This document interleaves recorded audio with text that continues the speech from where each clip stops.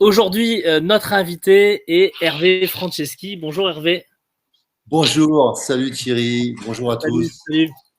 Alors, Hervé Franceschi se définit comme explorateur de la joie. Il est auteur, coach et conférencier. Auteur, on va en parler juste après. Coach également. Enfin, on va parler un peu de toutes tes activités. Émerveillé par le potentiel humain, il s'efforce de rapprocher l'homme de la nature et des animaux. Donc, en vous reconnectant à la puissance de l'instinct et de l'intuition, notamment au contact des arbres, des chevaux, des éléphants, des baleines ou des dauphins, et pas des ours, comme l'affirme Jean-Philippe Ackermann. Avec le leadership naturel peuvent alors émerger la puissance personnelle et un fort quotient émotionnel. Donc c'est une technique que l'on ne connaît pas, mais que l'on va certainement, dont on va discuter tout à l'heure avec Hervé. Mais en tout cas, c'est se rapprocher des animaux, essayer de comprendre comment eux réagissent et souvent se faire, d'après ce que tu me disais, Hervé, se faire une auto-analyse, une auto-analyse par rapport justement à la perception que peuvent avoir les animaux. Alors pour lui, il est difficile de retrouver son équilibre sans connexion forte avec la nature. Il pense que le fait de s'être écarté de la nature ne nous permet pas de comprendre le lien que nous avons avec notre planète et ce que nous sommes venus y vivre. Donc il croit profondément en l'homme et à sa capacité à évoluer. C'est la raison pour laquelle on l'a fait venir sur Millésime, puisque vous savez que c'est également notre conviction à nous. À travers ses ouvrages, ses conférences ou ses ateliers de formation, il permet de redécouvrir la puissance de l'instinct, la reconnexion avec l'intuition et surtout créer l'harmonie dans la vie personnelle et professionnelle. Il aborde des thèmes comme le leadership naturel, l'équi-coaching, donc ce fameux coaching avec les chevaux, comme nouvelle école de management, la joie comme booster de performance, la gestion de la peur en entreprise, et c'est le sujet dont on va parler aujourd'hui, harmoniser vie privée et professionnelle, c'est ce que l'on fait également chez Millésime, l'intelligence émotionnelle, relationnelle et collective et le bien-être dans l'entreprise. Il a aussi écrit des techniques comme la respiration, on va en parler aussi tout à l'heure, la préparation mentale ou la gestion du stress, ainsi que le management et le mentorat dans le monde des startups. Voilà, je m'arrête parce que la biographie pourrait être encore plus grande. Merci encore Hervé d'être présent aujourd'hui. Merci à l'équipe de Millésime de me permettre de m'exprimer ou d'échanger avec vous. Enfin, en tout cas, je suis assez excité à l'idée de partager ce sujet qui me tient à cœur et surtout par rapport à ce qui se passe en ce moment. On est très sollicité, l'incertitude est forte, les consciences sont pas toutes éveillées. Et en conséquence, il y a beaucoup de choix qui sont pas faits dans le bon ordre. Là, j'ai passé une bonne semaine la semaine dernière avec des start-upers et j'ai vu à quel point dans leur business, ils avaient à prendre des décisions évidemment quotidiennes de croissance. Là, c'était des start-up qui fonctionnent déjà, qui ont déjà une forte croissance. Et donc, la forte croissance, recruter des gens que tu sais même pas comment tu vas les voir quand ils vont être là, c'est compliqué. Et puis, pour ces personnes, de savoir en fait c'est quoi l'entreprise, c'est quoi la culture de l'entreprise, qu'est-ce qu'il faut faire. Tout ça, ça vient rajouter, maximiser la situation en termes de trouillomètre, on va dire. Tout à fait. Donc le trouillomètre, effectivement, c'est ce dont on va parler aujourd'hui. C'est la peur, effectivement, dans le business, que ce soit quand le business, finalement, est en pleine croissance, ce que tu es en train de nous dire, ou quand le business a été un peu malmené, arrêté, ce qu'on a vécu pour beaucoup pendant cette période de confinement, ces périodes de confinement. Et donc l'objectif, effectivement, de Millésime, eh bien, c'est de réfléchir, rebondir et réussir, et d'où les intervenants de qualité que l'on fait venir, comme toi aujourd'hui, Hervé. Pour être concret, je voudrais que cette mini-conférence vous aide à progresser. Et il y a deux choses qui sont fondamentales autour de la notion de peur. C'est que on n'est pas égaux vis-à-vis de la peur. Il y a des peurs qui sont simples pour certains d'entre nous et pas pour d'autres. Et moi, ça me reconnecte en fait à quand j'étais enfant. Quand j'étais enfant, j'avais envie de faire énormément de choses. Mais je me suis aperçu que comme j'étais timide, il y a des choses que je n'ai pas pu faire parce que je n'ai pas osé demander, pas osé faire. Peut-être d'être peur d'être jugé, peut-être d'être peur de ne pas savoir, de pas réussir. J'aurais aimé être champion. Je suis devenu je dirais une forme de champion dans ma discipline, mais j'aurais aimé être champion olympique. C'est pas du tout le niveau que j'ai atteint. Champion de France, c'est pas champion olympique, loin de là. Et j'aurais aimé développer davantage de compétences. Et presque tout le temps, Les non-choix que j'ai faits, c'est des peurs. J'avais la possibilité de devenir plus grand que je ne l'étais. Et pour moi, la grande difficulté qu'on a en tant qu'entrepreneur, en tant que dirigeant de son entreprise, c'est que on est la limite de l'entreprise. Si vous progressez pas, l'entreprise ne progressera pas à la vitesse à laquelle elle devrait. Et souvent, on veut faire progresser nos collaborateurs alors que vous êtes le premier à devoir progresser plus vite, plus loin. Et on a tous des plafonds de verre. Comment on les éclate? Pour certains, c'est l'argent. Je sais pas si je vous donne 1 million à gérer, pour vous, c'est facile. Pour d'autres, c'est déjà compliqué.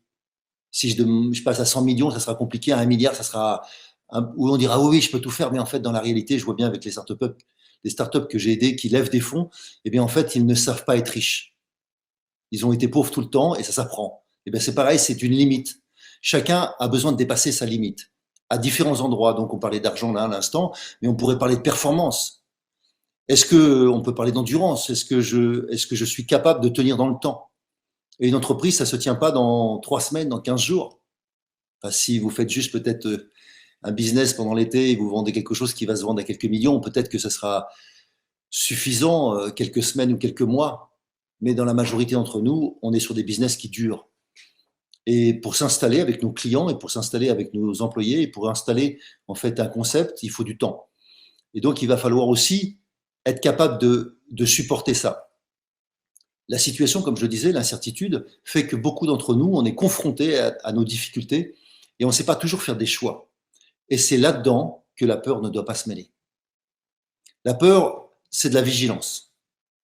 Donc, si je suis vigilant à quelque chose, c'est une bonne idée. Donc, d'avoir de l'appréhension de quelque chose, ça me permet de me préparer. Si je ne suis pas préparé pour faire un exploit, il y a peu de chances que je l'obtienne. Et donc, vous savez comme moi qu'un sportif, s'il ne s'entraîne pas, même s'il est doué, il ne gagnera pas grand-chose. En tout cas, à un niveau bas, mais à un niveau élevé, tous les gens s'entraînent. Mais qu'est-ce qui fait qu'on ne s'entraîne pas, nous, assez? Ou qu'on ne s'entraîne pas où il faut? Qu'on continue à faire des choses qui ne sont pas importantes, alors que les choses importantes, on ne les fait pas. Souvent, la peur. Donc, le thème d'aujourd'hui, pour moi, c'est ça. Comment faire en sorte que la peur ne tue pas mon business? Alors que ce soit vis-à-vis de mes clients, que ce soit vis-à-vis de mes fournisseurs, que ce soit vis-à-vis de mes employés, que ce soit vis-à-vis de moi, il est nécessaire de bien comprendre que la peur peut tuer votre business. Alors, je voudrais vous donner 3 clés. 3 clés. On va commencer par la première. La première, c'est quels sont en fait les effets de la peur en entreprise. La deuxième clé, ça sera comment gérer ces effets pour qu'il n'y ait pas de danger pour mon business. Comment je vais accepter de traverser cette peur, en fait. Autrement dit, comment développer du courage. Et la troisième clé, c'est comment dépasser, comment aller au-delà de ces pensées qu'on appellerait irrationnelles. Et c'est pas parce que quelqu'un vous dit n'aie pas peur que ça marche, sinon ça se saurait depuis le temps que vous avez dû essayer ça. Donc, premier point, je vous disais quels sont les effets de la peur dans l'entreprise.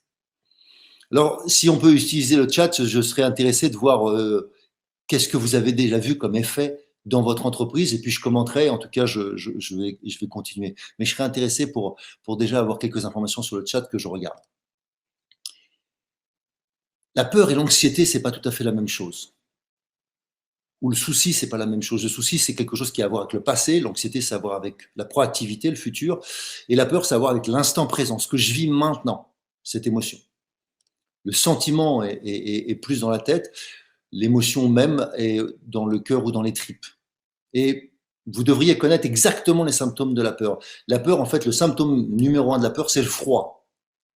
Et donc, le fait de devenir plus froid peut permettre aussi quelques instants à votre esprit d'être présent à ce qui se passe. Mais en même temps, si je reste là-dedans, ça va me figer. Et ça veut dire quoi à terme? Ça veut dire que je ne prendrai pas de décision. Il reste une autre possibilité, évidemment, vous le connaissez, c'est la fuite. Et de temps en temps, c'est la bonne réponse. Si vous êtes vraiment attaqué par quelque chose ou quelqu'un qui est au-delà de votre puissance du moment, eh bien, vous ne devriez pas combattre, vous devriez fuir. Mais combien de temps? Combien de personnes me disent, en fait, non, mais là, c'est bon, tu sais, je recule. Et en fait, dans leur tête, je recule pour mieux sauter. Mais au fait, moi, je ne les vois que reculer, je ne les vois pas sauter. Et j'ai un vrai doute sur l'aptitude à sauter. Donc, la peur, c'est ça, votre grand danger. Donc je vois que les projets se ralentissent, des restrictions budgétaires. Alors aujourd'hui, on peut voir plein d'autres choses. On peut voir que si les gens ont peur de se rencontrer, par la peur d'un échange, d'une maladie, eh bien le business est ralenti ou ne fonctionne pas. Les gens savent pourtant ce qu'ils ont à faire, mais pour autant, c'est pas pour ça qu'ils le font. Alors comment je vais faire pour que ça fonctionne? Donc je dis le premier point, c'est de ne pas minimiser ce qui se passe. Le grand danger, c'est que vous minimisiez, vous fassiez du déni sur la peur. Et quand vous allez faire du déni sur la peur, en général, quand on va vous dire qu'il se passe ça, vous allez vous mettre en colère. Donc vous allez passer d'une première émotion à une autre. Vous allez vous occuper de la colère maintenant, puisque c'est ça qui vous gêne. Mais au fond, le vrai danger, c'était la peur, l'énergie première. Donc prenez conscience que la peur va vous figer, vous empêcher de prendre des décisions, vous empêcher d'avancer, et ou vous faire fuir quand vous devriez tenir, ou bien, dernièrement, je vous disais, vous faire repousser des choses alors que vous devriez prendre le risque. Donc comment vous allez savoir si c'est juste pour vous? Donc le premier point, c'est de ressentir dans votre corps, accepter que ça se produise. Et donc une difficulté que vous allez avoir, c'est la deuxième clé, c'est accepter que ça se produise. Beaucoup d'hommes n'aiment pas dire qu'ils ont peur. Et par exemple, s'ils utilisent ce mot, ils se reprennent souvent face à moi, ils me disent non, enfin tu vois, c'est pas vraiment peur, enfin tu me connais, j'ai pas vraiment peur. Ben si, tu as peur. Et quand tu commences à comprendre que tu as peur, c'est une bonne idée. Parce que tout le monde a peur. Il n'y aurait pas que les petits-enfants ou, je ne sais pas, une catégorie de la population qui aurait peur. Tous ceux qui disent qu'ils n'ont pas peur ne se connaissent pas, c'est tout. Moi, c'est ce que je disais quand j'étais plus jeune. Je pensais que je n'avais pas peur de grand-chose. Mais si, j'étais terrifié d'un paquet de choses dont je n'avais pas conscience, ce n'est pas la même chose. Donc, prendre conscience que la peur peut se libérer, c'est ça qui va faire que vous allez développer du courage. Parce que sans la peur, il n'y a pas de courage. La peur et l'émotion que je vis, le courage, c'est le fait que je traverse cette peur. Donc si je traverse rien, je n'ai pas développé de courage. Souvent, c'est de l'inconscience. J'ai fait quelque chose, mais je ne savais même pas que c'était dangereux ou que ça pouvait être difficile. Donc pour certaines personnes, il n'y a pas de peur à certains endroits. Je ne sais pas, rouler vite en voiture ou en moto, pour certaines personnes, ce n'est pas dangereux. Donc ils n'ont pas peur. Ça ne veut pas dire qu'ils ne devraient pas avoir peur par moment. Ok, mais Rémi Julienne, que j'ai un tout petit peu connu, qui faisait des cascades, justement disait que c'était bien de se rappeler qu'il fallait avoir peur parce que justement, il y a une vie en danger à chaque fois. Et si je ne prends pas conscience de cette peur, je vais pas faire ce qu'il faut. Donc, accepter d'avoir peur, c'est le deuxième point.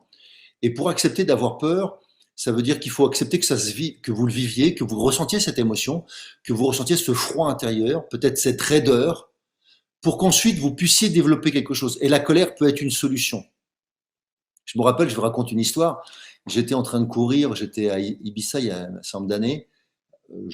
En tant que sportif, je courais régulièrement et je courais tôt le matin. On était en vacances, donc en plein été. Et moi, à 6 heures du matin, je courais. Et je courais le long de la plage et des petites villas qu'il y avait autour. Et à un moment donné, je me retrouve nez à nez avec deux molosses. Deux molosses énormes.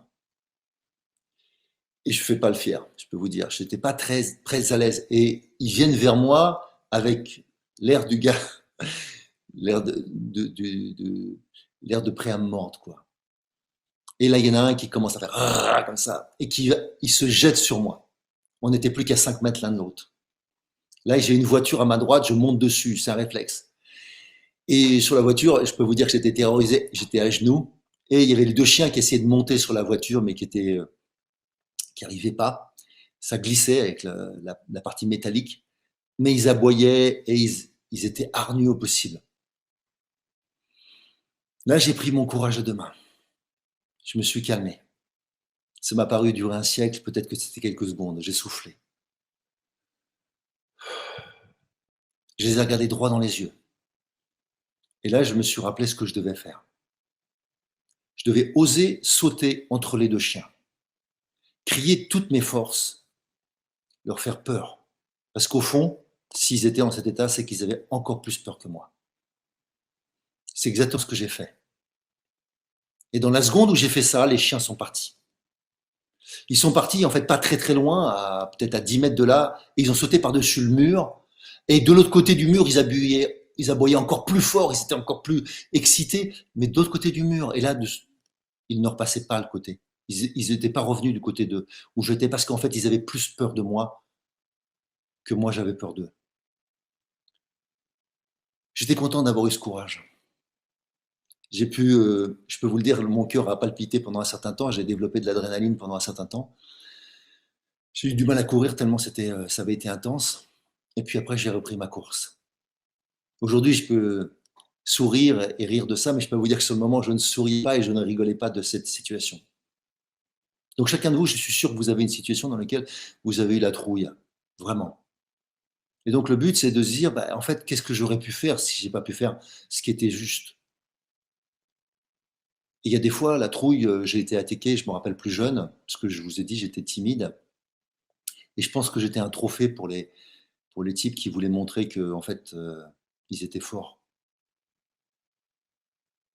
Je me suis fait attaquer une fois dans la rue, donc il y avait quelqu'un qui m'a mis un couteau sous la gorge pour me demander mon argent et ce que j'avais. J'avais une montre sans valeur que je leur ai donnée. Je me rappelle, j'avais un billet c'était en francs à l'époque, de 50 francs dans ma poche, mais je ne voulais pas leur donner. J'ai serré mon poing et j'ai gardé mon billet. Ils m'ont pas fouillé. Mais j'étais terrorisé, je ne pouvais pas bouger. Et ça m'est arrivé 2, 3 fois des histoires, pas aussi dingues que celle-là, mais un certain nombre d'autres. Je me suis fait une fois voler mon blouson comme ça devant mon école. Entre 14 et 16 ans, il m'est arrivé au moins 3, 4 histoires comme ça. Et un jour, je me suis posé la question pourquoi ça m'arrivait à moi. J'étais pas dans des banlieues spécialement dangereuses, j'étais pas dans des endroits spécialement dangereux, mais il m'arrivait des choses comme ça. Et j'ai compris que ça venait de moi. Je proposais aux gens, enfin j'étais une proie pour des prédateurs. On reconnaissait en moi celui qui allait être facile. Et donc ça faisait un trophée, j'avais un grand. Donc évidemment, ça paraissait être un beau trophée. Donc j'ai pris conscience que c'était moi tout seul qui faisait pas la différence, c'était mon état d'être. Et si je changeais ça, je pouvais changer la manière dont les gens me voyaient et en conséquence que je ne me ferais plus attaquer. C'est ce qui s'est passé. Depuis, j'ai été dans un paquet d'endroits dans le monde qu'on qualifierait de dangereux, même des pays en temps de guerre. Il ne m'est jamais rien arrivé. Il m'est arrivé des choses, des histoires, mais je m'en suis toujours très bien sorti. Et en partie grâce à cette aisance qui vient en fait de l'aplomb, de ressentir quelque chose en soi et oser le dire, oser le faire. Et souvent, ça décontenance les gens. Même simplement de crier, si vous étiez attaqué, la majorité des gens regarderont si autour il y a bien personne qui va arriver parce que sinon, ils préfèrent toujours des proies faciles que vous. Si je reviens maintenant à votre business, justement, est-ce que vous êtes la proie facile d'un prédateur autour de vous, de vos concurrents, de vos créanciers? Et donc, pour prendre des décisions, il faut que vous soyez calme à l'intérieur, calme et serein. Alors, je vais vous proposer un petit exercice, qui est un exercice de cohérence cardiaque. Pour certains, vous connaissez sûrement. La cohérence cardiaque, c'est le fait que mon cœur n'est pas au rythme qu'il serait nécessaire d'avoir pour pouvoir être calme et serein. Et si je continue, ça peut amener jusqu'à des burn-out. Donc, on est en ce qu'on appelle en incohérence cardiaque. C'est-à-dire que le temps de respiration et le temps d'inspiration et le temps d'expiration ne sont pas les mêmes. Et donc, je vais compter comme ça, 1, 2, 3, 4, 5. Et quand je compterai, il faudra que vous inspiriez tout ce temps-là et vous verrez peut-être que 5, c'est trop long pour vous. Et puis, je recompterai 1, 2, 3, 4, 5. Et à ce moment-là, vous expirez. Pour faire plus simple, je vais faire 1, 2, 3, 4, 5, 5, 4, 3, 2, 1. Okay, à chaque fois que je monte, ça veut dire que vous inspirez et à chaque fois que je descends, vous expirez. Idéalement, en respiration ventrale, ça signifie que vous ne faites pas monter les épaules. L'inspiration costale, c'est je monte j'inspire en mettant de l'air. L'aspiration ventrale, c'est que je respire par le ventre. Donc à l'inspiration, je gonfle le ventre. À l'expiration, je le contracte très légèrement. Je fais des abdominaux, on va dire. Okay, on essaie tous ensemble. Je compte, on y va. 1, 2, 3, 4, 5. Vous devriez avoir fini l'inspiration. 5, 4, 3, 2, 1. Vous devriez avoir fini l'expiration. 1, 2, 3, 4, 5, 5, 4, 3, 2, 1. 1, 2, 3, 4, 5, 5, 4, 3, 2, 1. On fait une dernière série. 1, 2, 3, 4, 5, 5, 4, 3, 2, 1.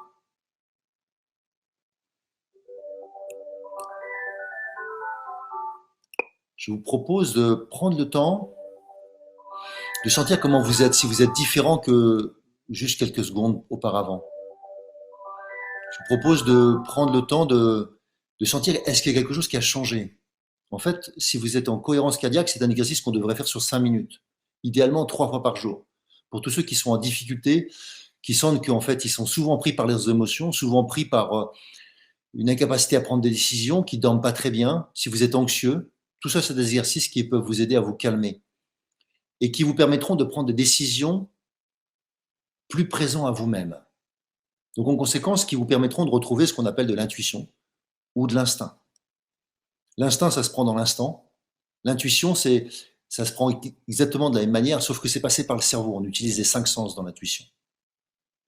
L'instinct, c'est plutôt quelque chose comme l'intelligence du ventre. Et si je veux donc progresser, il va falloir que j'utilise en fait ces exercices, par exemple de cohérence cardiaque, et idéalement 3 à 5 minutes, vous allez trouver des applications un peu partout sur Internet que vous pouvez télécharger sur votre téléphone ou bien que vous pouvez utiliser sur votre ordinateur. Et le but, c'est qu'à terme, vous connaissiez parfaitement ce rythme d'inspiration et d'expiration. Et donc, tous ceux qui avaient une inspiration qui était difficile, par exemple, vous étiez à 4, vous étiez déjà à votre maximum, ou au contraire, vous auriez besoin de 7, eh bien, ça vous donne le fait que vous étiez plutôt en incohérence cardiaque. Et si au contraire, c'est de l'expiration, c'est la même chose, eh bien, c'est une autre incohérence, ce serait entre là maintenant le temps qu'il faudrait pour expirer. Ça veut dire que c'est trop de choses, il y a trop de choses, j'arrive pas à vider tout. Et petit à petit, si vous l'aviez fait 5 minutes de suite, vous verriez que cette cohérence se retrouve. Et normalement, le symptôme extérieur, ensuite, c'est un grand calme. Ça va vider aussi vos pensées. Ceux qui pensent trop, ça peut être un bon exercice. Presque tous les exercices d'expiration, inspiration, ou donc de respiration, on va appeler ça de la respirologie, sont des bons exercices pour vider vos pensées et permettre de prendre une décision qui est juste. Alors, je reviens. Le danger, c'est que la peur tue votre business. Pour éviter qu'elle tue mon business, il faut déjà que j'en prenne conscience, que je suis sous le coup de la peur. Donc, quels sont les symptômes que ça génère en moi? Je suis fébrile, je prends des décisions qui ne sont pas justes, je suis froid, je vais être dur, je ne suis pas présent à ce qui se passe, je suis toujours en train de penser à une autre idée. Tout ça, c'est des symptômes de la peur. Donc, le but, c'est de calmer ça.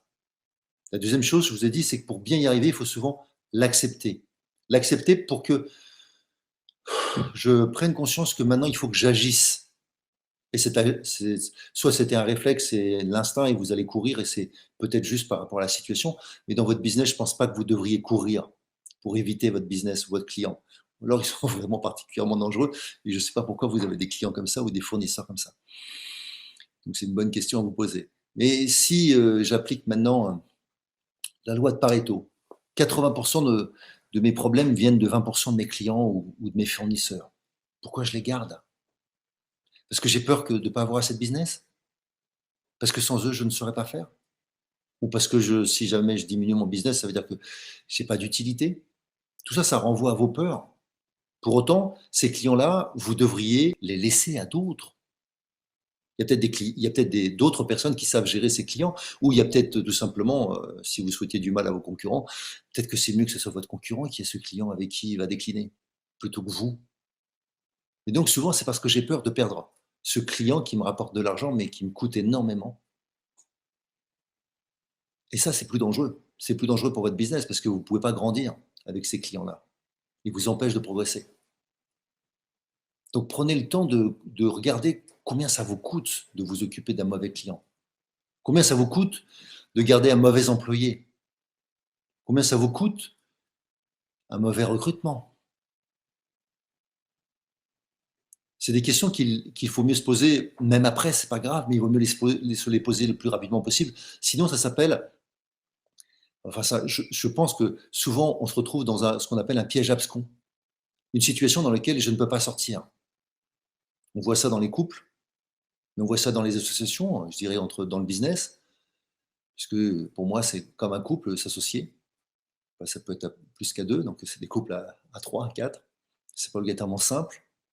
Et donc quand il faut oser sortir ou oser sortir quelqu'un, eh bien ça peut demander du courage aussi. Et donc il vaudrait mieux que vous acceptiez qu'à ce moment-là, la peur va venir et elle va pas être bonne conseillère. Voilà, se calmer. Prendre du temps à ça. Deuxième chose ensuite, je rate juste le timing. Deuxième chose que je vous ai dit, c'est que si vous acceptez la peur, il va falloir que donc vous puissiez la gérer. Et donc pour pouvoir ensuite développer du courage, traverser sa peur. Donc souvent, un moyen pour vous aider, moi je prends des post-it, je prends des feuilles sur lesquelles je nomme ma peur. J'ai créé pour ça des cahiers de peur, des carnets, puisque ma société s'appelle les carnets d'éveil, donc c'est pour m'éveiller à ce que je vis. Et donc mes carnets de peur, j'écris mes peurs d'une manière régulière. Je vous conseille de le faire tous les jours, d'écrire toutes vos peurs, et vous allez vous apercevoir qu'il y en a un paquet qui n'ont rien à voir avec la réalité. En général, on dit que 98-99% de nos peurs ne sont pas réelles.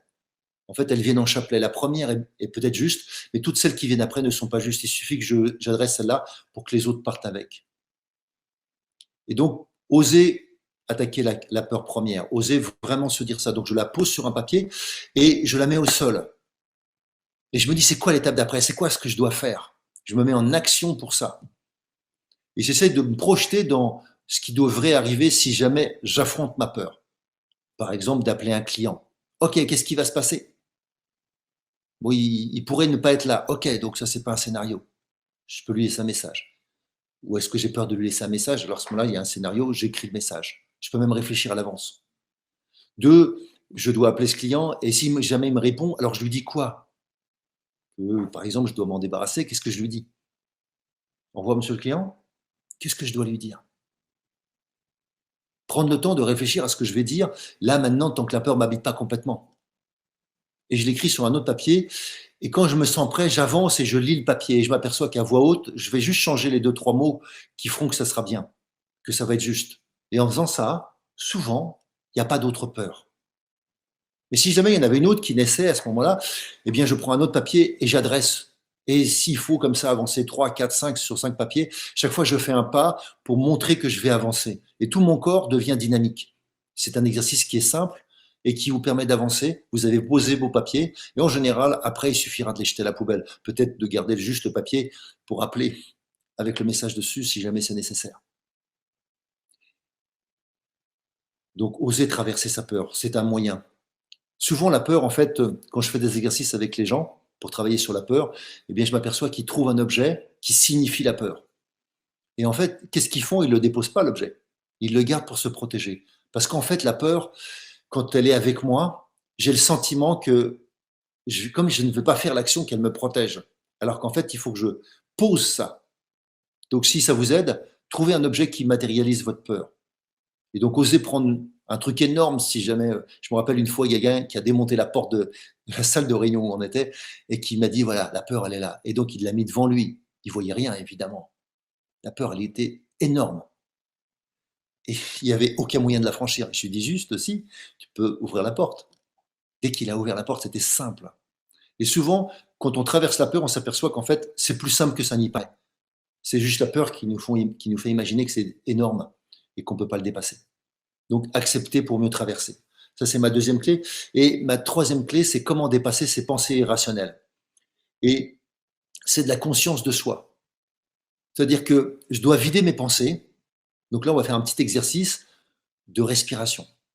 Donc tout à l'heure, on a fait un exercice d'inspiration-expiration qui était pour calmer mon cœur, en fait, en influençant par la respiration, de me détendre, j'ai influencé mon rythme cardiaque qui petit à petit est revenu sur un 5-5. Là, on va pas s'occuper de ça. On va vider le trop de pensées que j'ai. Et ces trop de pensées, notamment quand j'ai peur, en fait, ça tourne en bourrique. Et si vous n'êtes pas puissant. Alors qu'en fait, il faudrait ne pas penser. Peut-être que certains d'entre vous, ici, je ne vous vois pas, mais j'imagine, si je vous demandais de lever la main, est-ce qu'il y en a pour qui c'est difficile de ne pas penser? Peut-être même qu'il y en a qui pensent que pas penser, c'est pas possible. Mais je faisais partie de ces gens-là avant. Et j'ai pris conscience que, en fait, c'est possible de vider complètement ma pensée à cette vitesse-là. Là, j'ai zéro pensée. C'est vide. Je ne savais pas le faire avant. Donc ça m'aide beaucoup quand je dois prendre des décisions, je vide ma pensée, je ne suis pas influencé par tout ce qui se joue, je reprends le sujet, je dis ok, c'est quoi le sujet? D'accord, c'est ça. Et là maintenant, je peux prendre une décision parce que je ne suis pas influencé par trop de choses. Je peux poser le pour et le contre. Donc je vais essayer de vous apprendre ça en quelques instants. La première manière, c'est de toujours en respirant en respiration ventrale.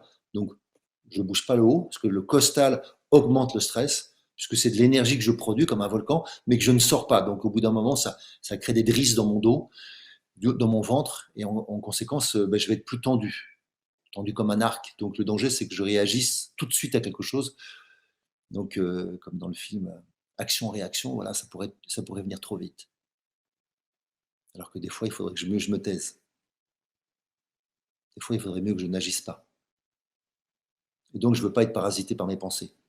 Donc le truc, c'est, on va s'occuper de l'expiration. Vous inspirez en ventral, et là, vous allez vider le plus lentement possible, comme si j'avais une paille, petit à petit par la bouche, idéalement. Je peux inspirer par le nez, mais j'expire par la bouche, jusqu'à avoir plus rien. Et quand j'ai l'impression que j'en ai encore, j'appuie avec mes coudes, je vais appuyer comme ça avec mes coudes sur ma cage thoracique pour vider, vider, vider, vider, vider, vider. Et quand j'ai plus rien, je fais une apnée d'une seconde. Je réinspire et je recommence. Je fais ça 3 fois de suite. On y va ensemble? Go!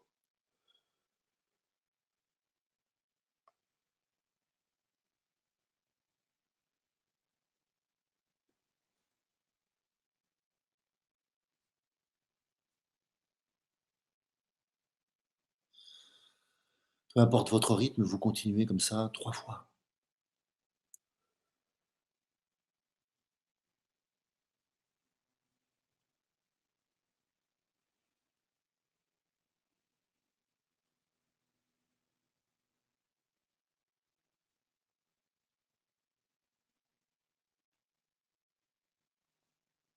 Ok, on va considérer que tout le monde a fini. Alors Philippe me demande, ce sont des techniques de méditation. Oui, on peut méditer avec ça, bien évidemment, et moi, ça m'a fait gagner beaucoup de temps pour apprendre à méditer, en comprenant qu'en fait, mes pensées m'empêchaient de méditer. Et donc, j'ai appris à méditer après rapidement. Si certains d'entre vous encore sont en difficulté là, pour certains d'entre vous, c'est déjà bon, il n'y a plus de pensée. Parce que vous étiez tellement focalisé sur l'expiration qu'il n'y a plus de pensée. Mais si jamais vous aviez encore des pensées, ou si jamais vous êtes dans un état émotionnel qui est difficile, par exemple en colère, en peur, une forte tristesse, quelque chose que vous voulez pas avoir avec vous là pour prendre une décision, il va falloir que vous vidiez en plus l'énergie. Et donc, on va faire le même exercice maintenant, mais au lieu de vider doucement, je vais forcer. Donc, ça va donner ça. Donc, plus rapidement, je vais arriver à la fin. Vous imaginez que vous avez un ballon et vous compressez le ballon avec les mains comme ça. On le fait 3 fois de suite.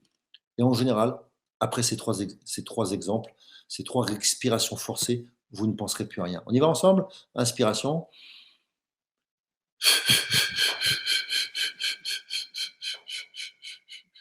Je mets de mes mains encore. Mes coudes. J'inspire, je recommence.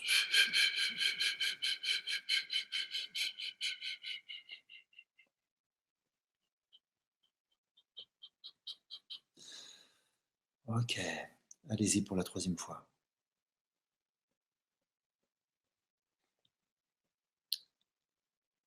Prenez conscience, en fait, certains, vous avez l'oxygène, trop d'oxygène dans le cerveau, vous avez même la tête qui tourne un peu parce que vous n'êtes pas l'habitué à vous vider autant. Vous videz en fait le CO2, le gaz carbonique, qui fait que vous êtes abruti. C'est pas un gros mot, c'est le terme technique, abrutissement. L'abrutissement vient du CO2 qui va au cerveau.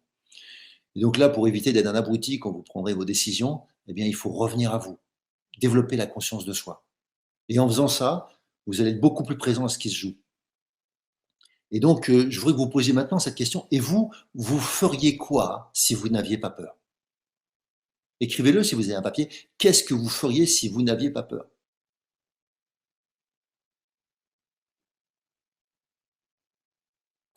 Quels sont les rêves que vous n'avez pas encore osé accomplir parce que vous aviez peur? Peur d'en parler avec la personne avec qui vous voudriez partir, peur d'accomplir ce rêve. Parce que ce que je sais, c'est qu'on ne meurt pas de ces grands rêves. Enfin, à part s'ils sont dingues. Mais en général, on meurt à petit feu de ne pas les avoir réalisés. J'ai accompagné des gens en fin de vie et à chaque fois, j'ai eu cette réponse qui m'a paru tellement évidente qu'en fait, ils n'arrivaient pas à se laisser mourir parce qu'ils avaient tellement de regrets, de choses qu'ils n'avaient pas accomplies ou de choses qu'ils pourraient encore accomplir, mais qu'ils ne prenaient toujours pas le temps de faire, de se réconcilier avec un ami, de dire quelque chose à un de leurs enfants. Des choses simples pourtant. Mais quand on a peur, elles deviennent compliquées. Donc, quelle peur vous limite?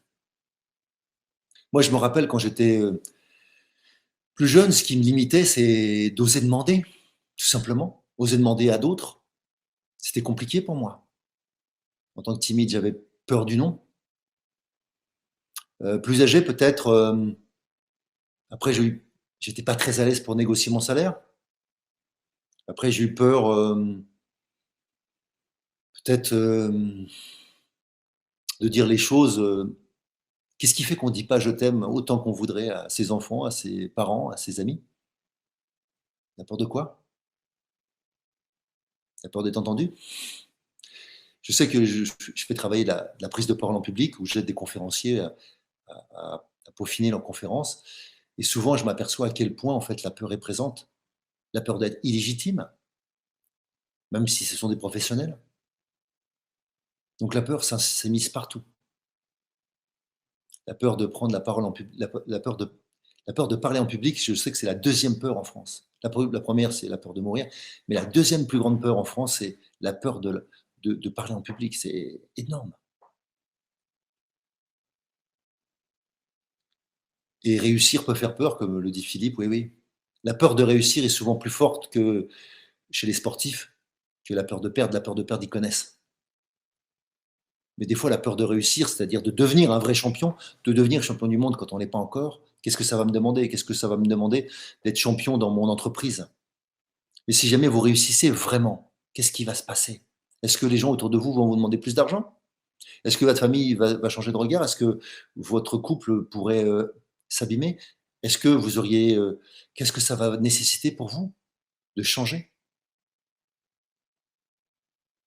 Si je vais dans l'autre sens, là j'entends les manques, les peurs de, les peurs de manquer d'argent, les peurs de manquer d'amour. Tout ça, ce sont des peurs que vous devriez avoir ou vous avez eues à un moment ou à un autre. Et comment vous allez vous en sortir?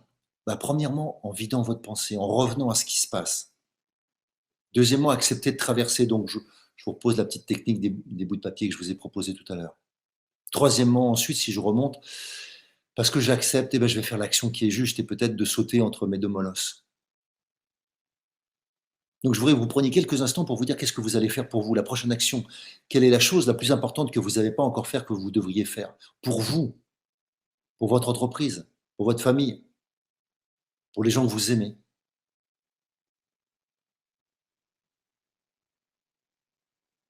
Notez-la. Notez cette chose la plus importante à faire.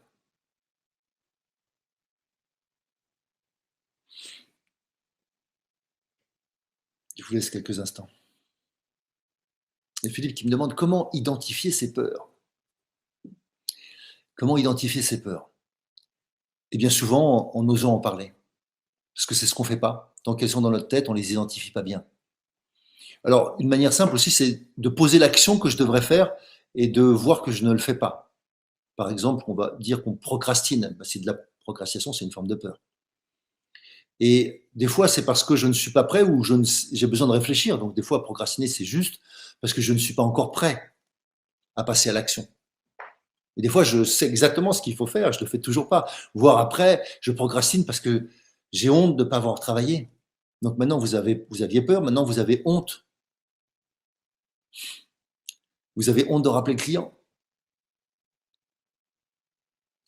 Donc, je vous propose maintenant de prendre un temps avec vous-même pour prendre conscience de c'est quoi votre peur? Est-ce que vous savez l'identifier? Est-ce que vous avez une idée de comment vous allez développer du courage par l'action? Et, et de prendre conscience que si vous faites ça, vous allez libérer votre business. Une autre manière de voir, c'est aussi tous les plafonds de verre qu'on s'est inventés, toutes les excuses qu'on s'invente. J'aime bien cette phrase que je me sers comme mantra depuis que je suis sportif, depuis que je suis jeune en fait, hein, depuis l'âge de 8 ans. Les excuses, c'est ce qui m'empêche d'être à mon niveau. Les excuses, c'est ce qui m'empêche d'être à mon niveau. Donc j'ai décidé de ne plus avoir d'excuses depuis assez longtemps maintenant. Et donc si je n'ai plus d'excuses, c'est-à-dire que je n'ai pas de moment dans lequel je me dis ah oui, oui, qu'est-ce qu'il faut que je raconte à l'autre? Je dis la vérité. Je prends conscience que c'est plus juste pour moi. Je peux l'embellir un tout petit peu, mais j'évite le mensonge. C'est tellement plus simple de se rappeler de la vérité que du mensonge. Alors je vais m'arrêter là aujourd'hui, et puis on pourra se retrouver peut-être à l'occasion ou à travers le livre. Et je voudrais vous rappeler donc les 3 clés. Oser accepter d'avoir peur, donc de ne pas faire de déni. Oser traverser ma peur, donc par comment on le fait en développant du courage, par les techniques que je vous ai proposées. Et comment me débarrasser des pensées irrationnelles ou des comportements irrationnels qui s'expriment pendant la peur en me calmant. Donc je vous ai proposé un exercice de cohérence cardiaque, un exercice de respiration qu'on peut effectivement trouver si vous faites du yoga, de la méditation, il y a plein d'autres manières, et pour certains, juste de faire du sport. Mais il est nécessaire d'externaliser le danger si vous faites du sport, quelque chose que vous avez l'habitude de faire et que vous reprogrammez, vous pouvez continuer d'être dans votre pensée. Il va falloir augmenter l'intensité que vous mettez dans le sport pour que ça se produise. Alors, est-ce que je vous conseille des thérapies brèves? Me demande Philippe. Merci Philippe pour toutes ces questions. Alors, il y a plein de thérapies brèves qui fonctionnent. La PNL est une thérapie brève qui fonctionne très bien avec ça. L'hypnose, pour certains, fonctionnera très bien. Le MDR, c'est plutôt dans le cadre d'un traumatisme. Sinon, l'EFT, hein, l'Emotional Freedom Technique, donc, qui sont des tapotements. L'intérêt de celle-là, c'est que vous pouvez le faire vous-même.